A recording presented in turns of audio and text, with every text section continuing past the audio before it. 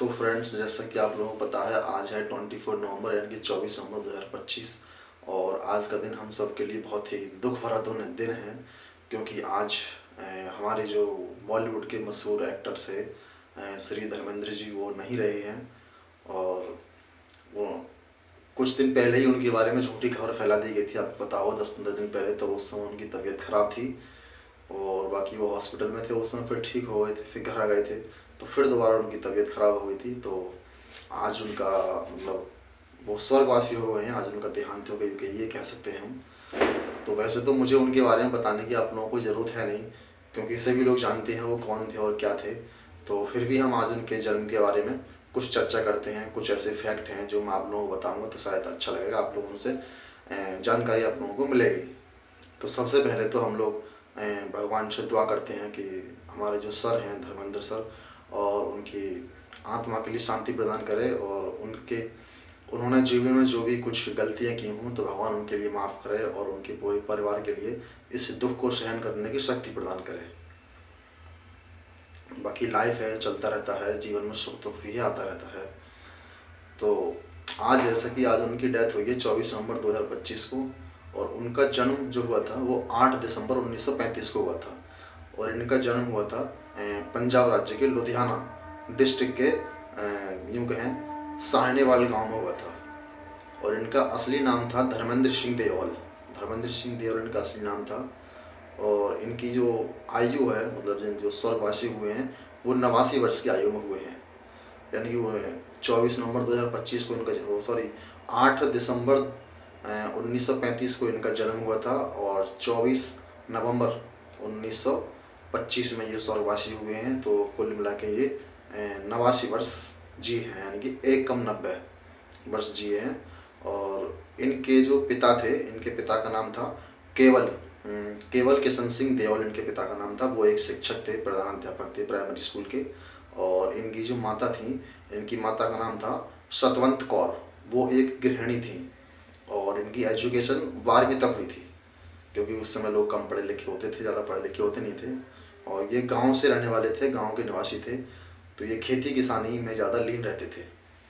अच्छा, हम बात करते हैं इनकी शादी के बारे में। तो इनकी पहली शादी इनकी 19 वर्ष की आयु में हुई थी। आप समझ सकते हैं कितनी छोटी एज में शादी हुई होगी, यानी कि टीन एज में इनकी शादी हुई थी, किशोर अवस्था में कह सकते हैं हम लोग। तो पहली शादी इनकी 1954 में हुई थी। और इनकी जो पहली पत्नी थी उनका नाम था प्रकाश कौर।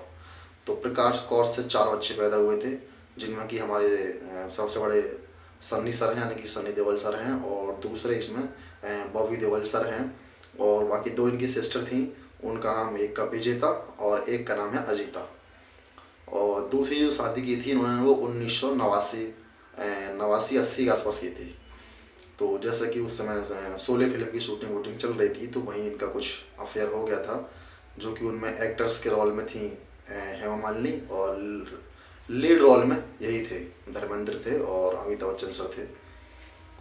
तो इसी समय इनकी दूसरी शादी हुई थी, और इनसे इनके दो बच्चे पैदा हुए थे, यानी कि ईसा देओल पैदा हुई थी, जो कि फिल्म एक्टर हैं, आप लोग सभी जानते होंगे, और एक आहना देओल पैदा हुई थी।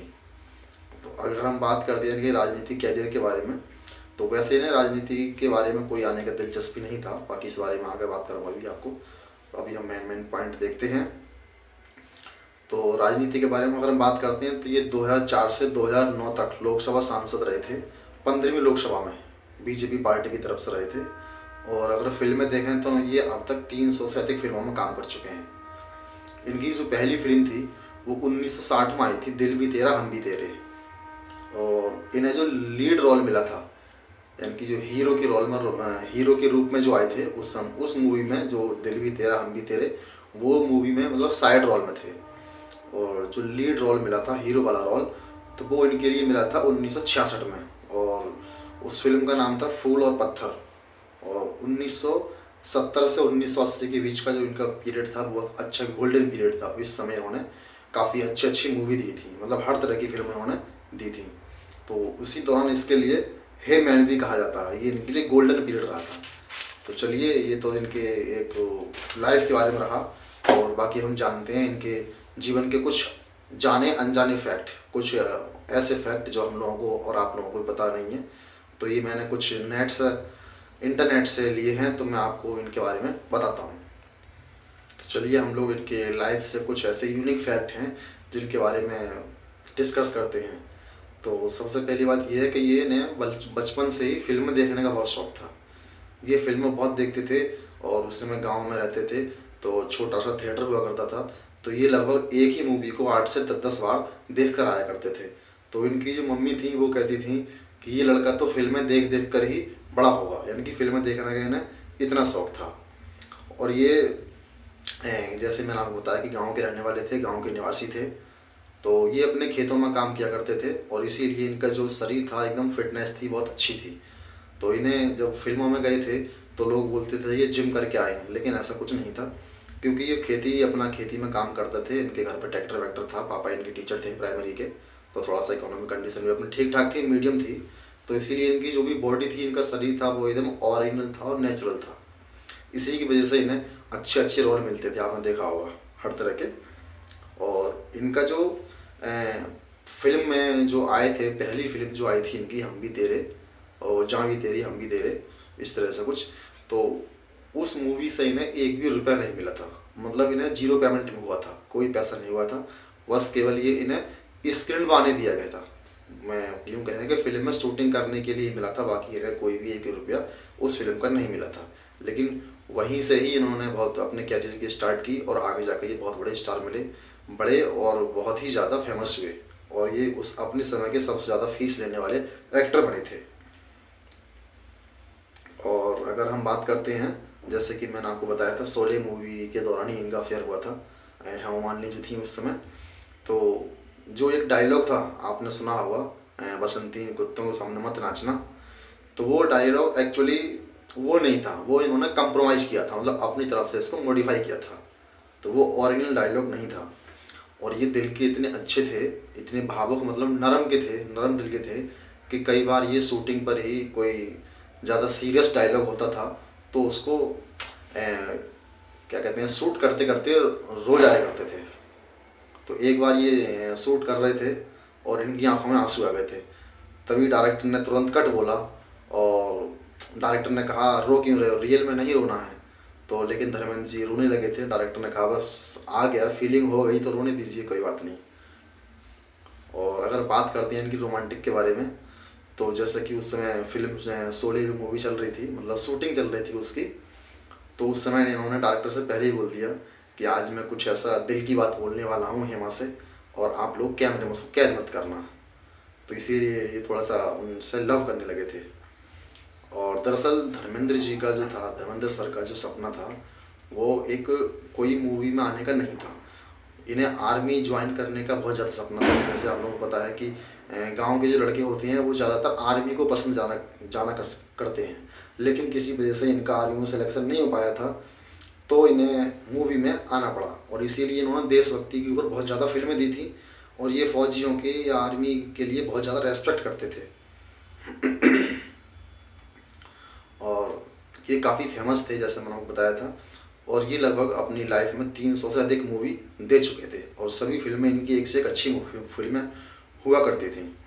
और ये जब रोमांटिक मूवी करते थे तो बहुत ही ज़्यादा रोमांटिक मूड में रहते थे। एक बार सुनने में आता है कि वो जब शूटिंग होने वाली थी और शोले मूवी की, तो इतनी रोमांटिक मूड में थे कि शॉट रेडी था और ये हेमा मालिनी को देने के लिए फूल तोड़ने गए थे। डायरेक्टर बोले थे यार टाइम हो रहा है, जल्दी आओ। तो बोले कोई बात नहीं, मैं तेरा एक बार प्रपोज करने के लिए ओरिजिनल फूल ला कर देता हूँ। हाँ, तो ये पहले फूल लेके आए थे, फिर उन्होंने शूट किया था। और राजनीति के बारे में मैं बताऊं, जैसे कि इन्हें राजनीति लड़ने का कोई शौक़ नहीं था, बाकी ये इनके फैंस थे और इनके चाहने वाले थे, तो उन्होंने ही इन्हें राजनीति में आने के लिए प्रेरित किया था। और इन्होंने राजनीति में काफ़ी अच्छा अपना काम किया था, इसीलिए पूरे 5 साल ये राजनीति में रहे थे। तो इन्होंने पैसे के लिए कोई काम नहीं किया था, केवल जनता की मांग पर ही इन्होंने खुद को राजनीति के लिए समर्पित किया था। और जैसा आपको पता है कि जिस आदमी को दिल ज़्यादा है, मतलब नरम होता है, तो उसे कई बार गुस्सा बहुत जल्दी आता है। तो इन्हें गुस्सा भी कई बार आ जाता था टाइम के अकॉर्डिंग देखते हुए। तो कई बार क्या होता था, गलती पे कोई जूनियर आर्टिस्ट अगर गलती से कुछ गलती कर देता था तो ये उसको डांटते बहुत थे, लेकिन बहुत ही जल्दी इनके दिल में प्यार आता था, तो तुरंत ही उसको सॉरी भी बोलते थे और उसके लिए चाय नाश्ते के लिए भी बुलाते थे। तो ये इनके लाइफ के कुछ इम्पोर्टेंट फैक्ट थे जो आज हमने जाने। तो बाकी हम चलिए एक बार भगवान से दुआ करते हैं सभी लोग कि भगवान इनके आत्मा के लिए शांति प्रदान करे और इनसे जीवन में जो भी गलती हुई हों, जो भी गुनाह हुए हों, तो गॉड उनके लिए माफ़ करे और उनके लिए स्वर्ग में स्थान प्रदान करे और इनकी जो फैमिली है उसके लिए इस दुख को सहन करने की शक्ति प्रदान करे। Thank you friends.